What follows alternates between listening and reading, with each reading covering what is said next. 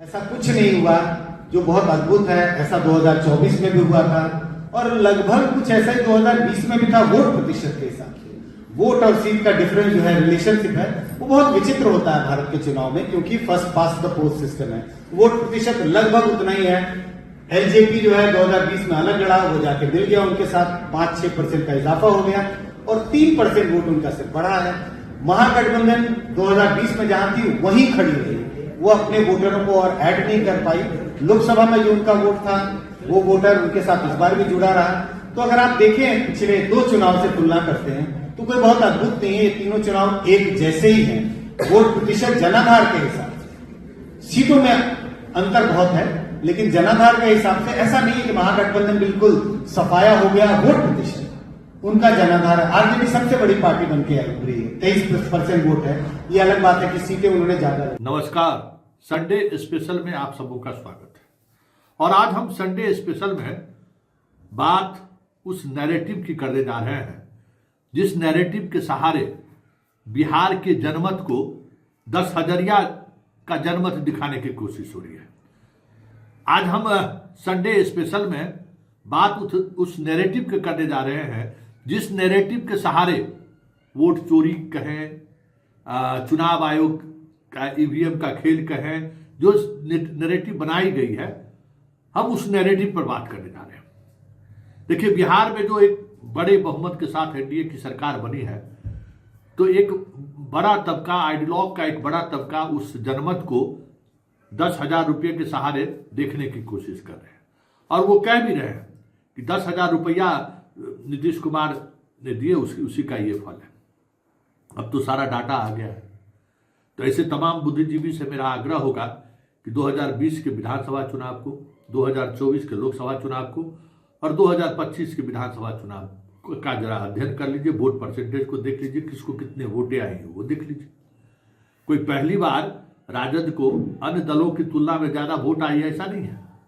2020 में भी सबसे ज्यादा वोट संख्या में राजद को भी आया था और इस बार भी राजद को आया है।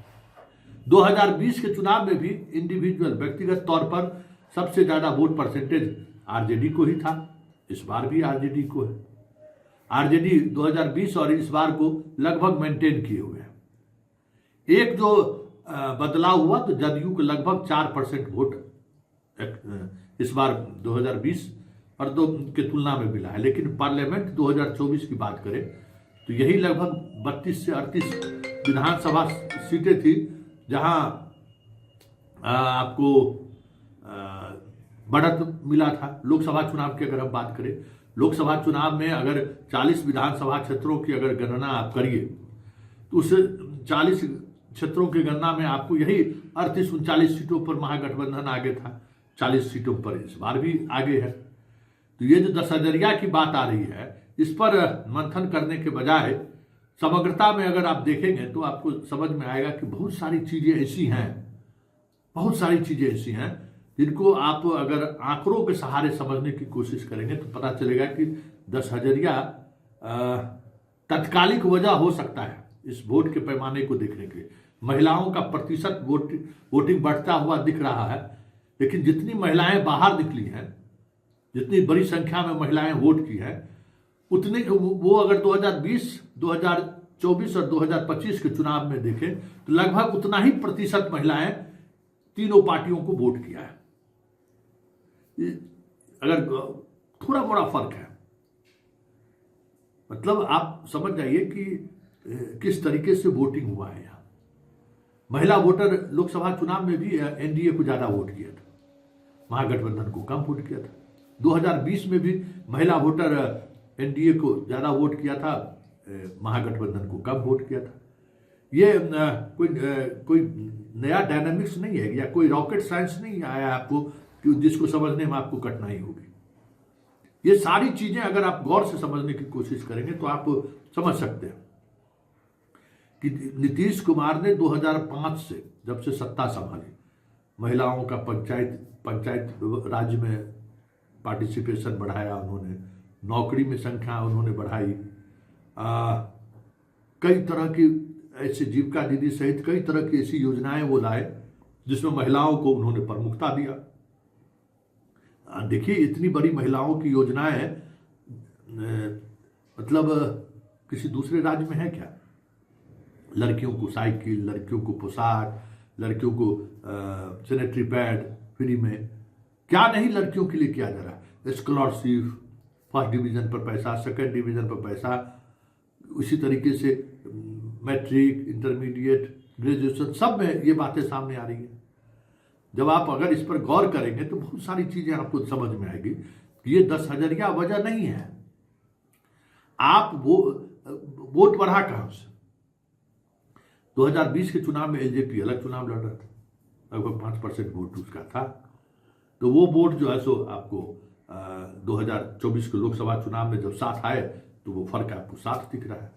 हाँ, ये अलग बात है कि रिजल्ट में अगर देखिए तो 30 सीटें अगर एनडीए को मिला है तो 10 सीटें उनको महागठबंधन को मिला है, एक निर्दलीय को मिला दीजिए तो, और 10 लोकसभा चुनाव मतलब 60-65 विधानसभा, और आप 40 पर जीते ही हैं। इतने ही सीटों पर आप पिछले बार भी आगे थे। अगर 2024 के लोकसभा चुनाव में विधानसभा के में लीडिंग की अगर हम बात करें तो यही 38 सीट के करीब आपने लीड किया था, वही रिजल्ट सामने है। तो ये कहना कि 10,000 के कारण ये जीत हुई है, उस सच से मुख मोड़ने जैसा है। जो सच यही कह रहा है कि नीतीश कुमार को महिलाओं को लेकर जो पिछले 20 वर्षों से उन्होंने जो काम किया है उसका वो रिजल्ट है, जिस तरीके से रिजल्ट उसने दिया है। और इस रिजल्ट में कुछ भी ऐसा नहीं है जो अलग तरीके से इसके विश्लेषण करने की जरूरत है, ऐसा नहीं है। महिलाएं इनको भी वोट की है, जो 10,000 रुपया लेने वाली जो महिलाएं हैं वो भी उनको वोट की है, और अदर्स महिलाएं भी इनको वोट की है। भाई 40 सीट लोगों ने जीता है ना। ये अलग बात है कि जिस 15 सीटों पर एआईएम ने इनको हराया है उसमें मुसलमान के वोट के डिवीजन को ये रोक नहीं सके। ये अलग बात है कि जिन 15 सीटों पर प्रशांत किशोर ने यादव और मुसलमानों को खड़ा करके इनके वोट बैंक में सेंधमारी की, उसको रोकने में कामयाब नहीं हुए। तो 15-15 30 सीट तो यही हो गया, तो 40 30 70 सीट तो आप पहुंच ही गए। उसके बाद 7 ऐसी सीटें हैं जहां आप बसपा को नहीं रोक पाए, तो 77 सीट तो आप पहुंच ही गए। आपको बहुमत के लिए 120 का आंकड़ा पार करना था। आपको जिस तरीके का, और 11 ऐसी सीटें हैं, 11 ऐसी सीटें हैं जिन सीटों पर आपने फ्रेंडली फाइट किया, और दोनों का वोट को अगर मिला दिया जाए तो आप लड़ाई में आ जाते, जीत भी सकते थे। तो 71-11 जोड़ दीजिए, 82 सीट हो गया ना। अब आप समझ जाइए कि आप 82 के आंकड़ों पर आप स्वाभाविक तौर पर अपने वोट को सिर्फ मतलब जो आपका बिखराव हुआ उसको रोक लेते तो 82 सीट पर चले जाते। और जब 82 का आंकड़ा आप पार कर जाते, अगर इस तरीके का माहौल, अभी आप तो चुनाव लड़ रहे हैं, ये माहौल ही नहीं बना पूरे चुनाव के दौरान, अगर आप उसको रोक लेते तब तो सारी चीजें सामने थी, तब आप लड़ाई में थे ही। पिछले बार जैसा रिजल्ट होता, 1-2 सीटों का अंतर होता। तो जब हाँ आपको लड़ाई लड़नी थी वहां आपने तो लड़ाई लड़ी नहीं। आप लड़ाई वहां लड़ने लगे सोशल प्लेटफॉर्म पर, एक ऐसी लड़ाई जिस लड़ाई का, आभासी लड़ाई का कोई मतलब नहीं था। आप लोकसभा चुनाव में जो आपका परफॉर्मेंस रहा, उस परफॉर्मेंस में निर्दलीय पवन सिंह भी एक बड़ा फैक्टर था, जैसे 2020 में चिराग पासवान फैक्टर था। उस फैक्टर की वजह से काराकाट गड़बड़ाया, आपको औरंगाबाद गड़बड़ाया, पाटलिपुत्र गड़बड़ाया, आरा गड़बड़ाया। आप देख लीजिए, उसी कास्ट इक्वेशन बदला, कहाँ गया महिला का वो। इस बार भी कमोबेश यही काराकाट भाकपा माले क्यों जीत गई, वहां फिर पवन सिंह की पत्नी खड़ी हो गई थी। तो लोकल स्तर पर जिस तरीके से बीजेपी ने चुनाव लड़ा है, जरा देखिए ना, 50 ऐसी सीटें हैं जहां बीजेपी, देखिए यहां जो कहते हैं ईवीएम चोरी, वोट चोरी यहां हुआ है। 50 ऐसे उम्मीदवारों को उसने खड़ा किया है जो 5 से 10 हजार वोट काटा है, और जिससे महागठबंधन को नुकसान हुआ है। जब आप उसको माइक्रो लेवल पर जब आप चीजों को देखेंगे ना, तब आपको समझ में आएगा कि खेला वैसे ही नहीं हो रहा है, खेला कहीं और है, और इसको भटकाने की कोशिश हो रही है 10,000 में और ईवीएम और SIR में।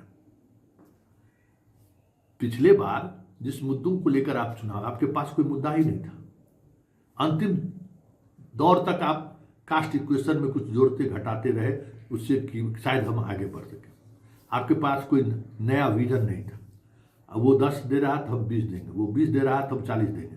ऐसी राजनीति थोड़ी होती है। आपको मुसलमानों ने छोड़ दिया, आपको दलितों ने छोड़ दिया, बाकी जाति को तो छोड़ दीजिए। सिर्फ